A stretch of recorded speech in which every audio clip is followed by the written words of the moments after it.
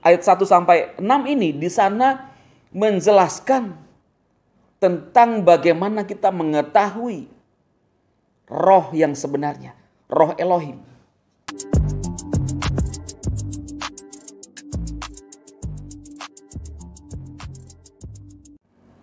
Shalom saudara terkasih dalam Tuhan Yesus Kristus, senang kembali berjumpa dengan saudara dalam channel PSD. Doa saya, setiap saudara di dalam perlindungan Tuhan kita Yesus Kristus. Amin. Sebelum kita merenungkan firman Tuhan hari ini, saudara, mari kita berdoa.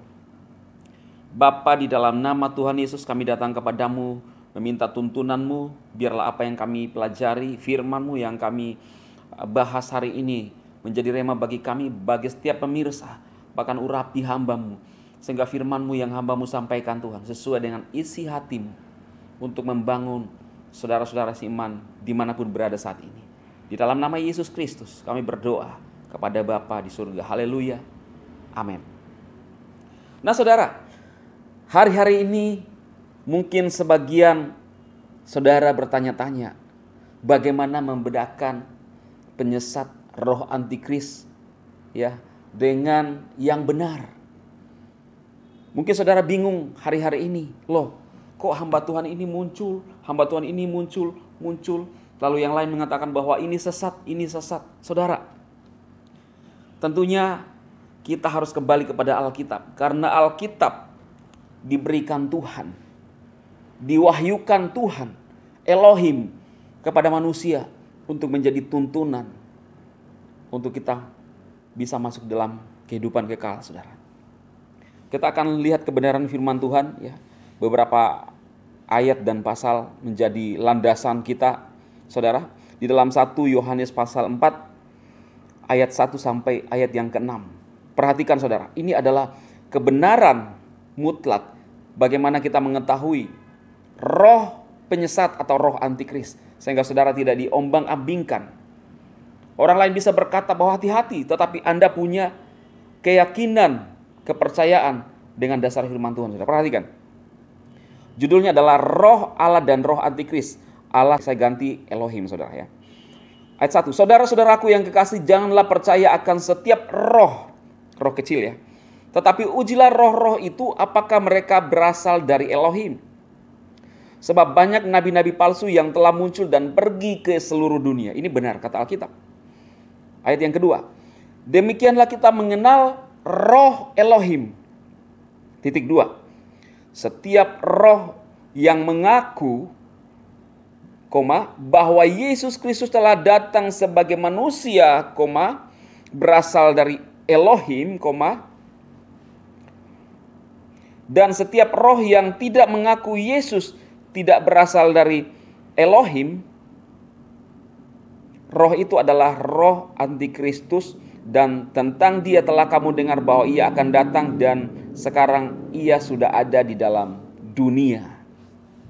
Jadi jelas di dalam ayat yang kedua saudara dikatakan bahwa setiap roh yang mengaku bahwa Yesus Kristus telah datang sebagai manusia berasal dari Elohim ya. Dan setiap roh yang tidak mengaku Yesus tidak berasal dari Allah, Elohim. Roh itu adalah roh antikris. Ya. Jadi sederhananya begini saudara. Kalau roh itu Anda bertanya kepada seseorang dan roh itu mengaku bahwa Yesus adalah hanya manusia biasa, bukan daripada Elohim, berarti itu adalah roh antikris. Karena roh yang berasal dari Elohim adalah roh yang mengaku bahwa Yesus berasal dari Elohim. Jelas ya saudara ya? Jadi jangan dibuat titik di ayat yang kedua itu. Tetapi dia masih berlanjut pada saat saudara melihat di bagian terakhir.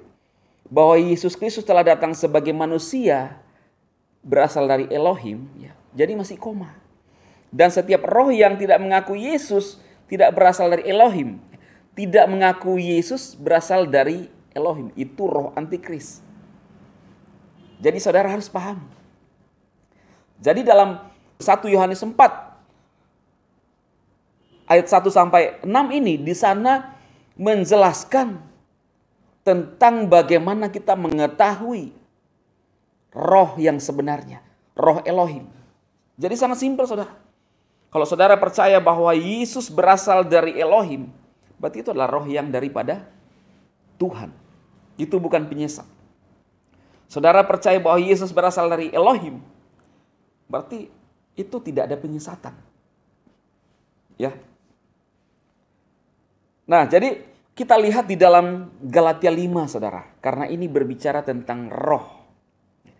Kita bisa mengetahui apakah kita ada di dalam satu organisasi, ya, denominasi yang bisa membawa kita kepada penyesatan atau tidak. Jadi ini dasarnya, saudara. Kita lihat di dalam Galatia pasal 5 ayat 16 sampai 26. Tapi kita lihat beberapa ayat saja. Ya. Di sana judulnya adalah hidup menurut roh atau daging. Kalau orang dipimpin oleh roh Elohim, maka itu akan terjadi di dalam ayat yang ke-22. Seperti ini bunyinya, saudara. Tetapi buah roh ialah kasih, sukacita, damai sejahtera, kesabaran, kemurahan, kebaikan, kesetiaan. 23, kelemah lembutan, penguasaan diri. Tidak ada hukum yang menentang hal-hal ini. Semua yang dipimpin oleh roh Elohim, ada kebaikan dalam dirinya. Tidak bertentangan dengan hukum-hukum yang ada di dalam dunia ini. Tetapi roh yang tidak berasal daripada Elohim, lihat di dalam ayat yang ke-19 sampai 21, saudara. Perbuatan daging telah nyata, yaitu percabulan, kecemaran, hawa nafsu, penyembahan berhala, sihir, perseteruan, perselisihan, iri hati, amarah, kepentingan diri sendiri, percideraan, roh pemecah, kedengkian, ya, perhatikan, roh pemecah, kedengkian, kemabukan, pesta pora, dan sebagainya. Ya, terhadap semuanya itu kuperingatkan kamu seperti yang telah kubuat dahulu, bahwa barang siapa melakukan hal ini yang demikian, ia tidak akan mendapat bagian dalam kerajaan Elohim. Ini adalah surat Rasul Paulus. Dia menjelaskan ketika orang hidup dalam kedagingan, maka dia tidak dipimpin oleh roh Elohim. Apa itu kedagingan? Buah dari kedagingan. Apa itu, saudara? Di dalamnya adalah ada perseteruan, ada perselisihan, suka memecah belah. Ya.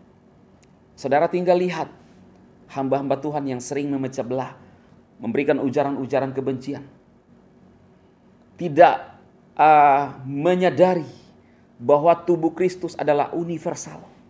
Kita satu tubuh, tetapi beda-beda anggota. Tetapi satu kepala, itu tubuh Kristus. Kita percaya kepada Yesus Kristus yang sama. Tetapi kalau mereka menyesat-nyesatkan tubuh yang lain, itu perlu dipertanyakan, saudara. Bisa saja mereka mengatakan bahwa saya adalah percaya kepada Yesus, tetapi tidak dipimpin oleh roh itu sendiri. Ya. Roh Kudus, saudara. Jadi yang saya mau sampaikan hari ini adalah bagaimana kita orang-orang percaya mengetahui apakah kita berhadapan dengan roh-roh penyesat atau kita sendiri yang ada di dalamnya, saudara. Karena itu biarlah dasar firman Tuhan ini. Firman Tuhan ini tidak ada yang bisa menentang, saudara. Saudara bisa mengetahui. Tanya, imanmu seperti apa? Kalau dia tidak percaya bahwa Yesus berasal daripada Elohim, berarti roh itu adalah roh antikris. Karena Yesus itu berasal daripada Elohim, saudara. Yesus adalah Elohim sendiri. Dia adalah firman. Dia adalah Elohim yang maha kuasa. Kalau dia maha kuasa, berarti dia bisa menjadi manusia. Dia bisa melakukan apa saja karena dia maha kuasa. Tetapi manusia tidak bisa maha kuasa. Itu sebabnya kalau saudara mencoba memikirkan tentang kok bisa ya Tuhannya orang Kristen mati, atau saudara sendiri bingung, iya ya kok bisa Tuhan Yesus mati ya? Ya memang saudara, Tuhan harus mati untuk menebus dosa kita. Ada seorang yang berkomentar di video saya di Facebook. Dia bertanya, saya ingin tanya, apakah Yesus maha kuasa? Ya saya sudah mengetahui apa yang dia ingin sampaikan ketika saya menyampaikan bahwa Yesus maha kuasa. Pasti dia berkata bahwa, lah kalau dia maha kuasa, kenapa tidak lolos dari salib? Kenapa tidak lolos dari kematian? Ini adalah pemikiran-pemikiran yang tidak dimengerti oleh hikmat Elohim, oleh hikmat Tuhan. Karena pengorbanan, kematian Kristus di atas kayu salib adalah keuntungan bagi orang yang percaya kepada Dia. Saudara, Tuhan tidak pernah memaksa saudara untuk menerima Dia, tetapi Dia memberikan anugerah tersedia untuk semua orang. Kemarin saya membahas itu di dalam video saya. Bagaimana Petrus mengerti bahwa keselamatan ternyata juga kepada bangsa-bangsa lain. Tidak hanya dikhususkan kepada orang Yahudi. Tidak seperti pemahaman oleh mungkin beberapa kaum reform ya, yang menganggap bahwa keselamatan Tuhan itu terbatas untuk orang-orang tertentu. Tidak, saudara. Kemarin saya sudah membahas itu. Tetapi keselamatan Tuhan, anugerah itu, Dia adalah Elohim yang adil. Karena kalau kita sebut Dia adalah Elohim yang adil, Tuhan yang adil, masa akan membeda-bedakan orang? Berarti Dia tidak adil dong. Karena itu, keputusan Tuhan, kedaulatan Tuhan, dengan kedatangan Yesus masuk ke dalam dunia, itu menghapuskan pengkotak-kotakan orang yang dispesialkan Elohim dengan bangsa-bangsa lain. Kan itu saudara, biarlah firman Tuhan ini menjadi rema buat kita semua. Kalau saudara percaya kepada Yesus Kristus, dasar keselamatan kita orang percaya dalam Roma 10 ayat 9. Kamu percaya kepada Yesus, mengaku dengan mulutmu bahwa Elohim telah membangkitkan Dia daripada orang mati, kamu dilahirkan kembali, saudara akan diselamatkan. Hamba-hamba Tuhan, pendeta-pendeta bisa berpolemik, bisa berdebat tentang Tritunggal. Tetapi di dalam Alkitab tidak pernah ditulis bahwa dasar Tritunggal yang akan menyelamatkanmu. Bukan, saudara. Kita mungkin bisa beda pemahaman tentang Tritunggal. Tetapi hanya yang bisa menafsirkan tentang Tritunggal yang benar dan yang sempurna adalah Yesus sendiri. Tanyakanlah Tuhan Yesus ketika saudara nanti masuk di dalam kekekalan. Karena bagian kita adalah percaya kepada Yesus. Jangan memikirkan satu bagian yang saudara belum tentu bisa jangkau, kemudian mengambil kesimpulan, lalu menyesatkan orang lain di sekitar Anda. Kembali ke Alkitab. Masakan ada hamba-hamba Tuhan yang mengatakan bahwa karismatik itu menyembah setan. Ini adalah pernyataan yang menurut saya, kalau dia sebagai seorang teolog, ini pernyataan yang dungu, saudara. Saya harus mengatakan ini. Kenapa? Ini yang barusan saya sampaikan kepada saudara semua. Bahwa setiap orang yang percaya Yesus berasal daripada Elohim. Ini Alkitab, saudara. Ini dasarnya. Berarti dia bukan penyesat. Hanya orang yang menolak Yesus berasal dari Elohim, itu adalah roh antikris. Lalu gimana dengan orang-orang yang beribadah berputar-putar, jungkir balik di dalam ketika beribadah? Memang Rasul Paulus memperingatkan jemaat yang ada di Korintus. Karena jemaat yang ada di Korintus itu banyak terjadi kejadian yang adikodrati di sana. Ya. Itu sebabnya Rasul Paulus memberikan batasan ketika dalam beribadah supaya tertib. Nah, tapi tidak semua ketika berguling-guling itu juga kita mengatakan bahwa itu dari setan. Karena manifestasi Roh Kudus bisa terjadi pelepasan, saudara. Tanya ketika dia sadar, orang itu, apakah dia percaya kepada Yesus Tuhan, berasal daripada Tuhan? Karena kuasa kegelap, setan dan Tuhan tidak bisa disatukan. Itu jelas. Gelap dan terang tidak bisa bersatu, saudara. Iblis tidak akan pernah mengaku bahwa Yesus adalah Tuhan yang berasal daripada Elohim, pencipta. Tidak akan pernah. Dan ketika itu orang mengaku seperti itu, maka dia adalah pengikut setan. Masakan orang yang percaya dan menyembah kepada Yesus diberikan label oleh hamba Tuhan bahwa pengikut setan? Ini kan tidak masuk akal. Tidak logis, saudara. Memaksa doktrin untuk orang lain dipahami. Ini sangat tidak logis. Jadi dalam ibadah itu, saudara, itu bisa terjadi pelepasan. Tapi hati-hati untuk kaum karismatik bisa juga ditunggangi oleh kuasa setan. Lalu mulai bernubuat palsu. Itu sebabnya firman Tuhan datang kepada kita, uji setiap roh. Dan ingat saudara, karismatik itu banyak macamnya. GBI banyak macamnya. Bahkan pola penyembahan pun kadang-kadang beda. Ketika saudara ingin membahas tentang penyesatan, kaji lebih dalam apa yang dilakukan. Ini gereja mana? Sehingga tidak menimbulkan persepsi negatif kepada orang-orang yang mendengarkan statement saudara.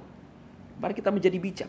Kalau saudara melihat saya menyampaikan dari channel ini, itu saya sedang mengcounter, meluruskan pernyataan-pernyataan beberapa oknum kaum reform yang terus-menerus menuduh karismatik sebagai ajaran sesat dan membidat-bidatkan, dan juga menuduh bahwa karismatik dipakai oleh setan. Ini pernyataan yang salah, saudara. Karena itu saya luruskan. Saya berbicara untuk saudara semua, karena ini adalah bagian firman Tuhan yang harus disampaikan kepada saudara semua, agar saudara tidak disesatkan. Dan apa yang saya sampaikan, itu dasar firman Tuhan. Ada dasarnya buat saudara. Bila firman Tuhan ini menjadi rema buat kita semua, Tuhan memberkati saudara semua, dan tetap dituntun di dalam jalan kebenaran sampai kepada kedatangan Tuhan kita Yesus Kristus yang kedua. Haleluya. Amin. Tuhan memberkati saudara semua.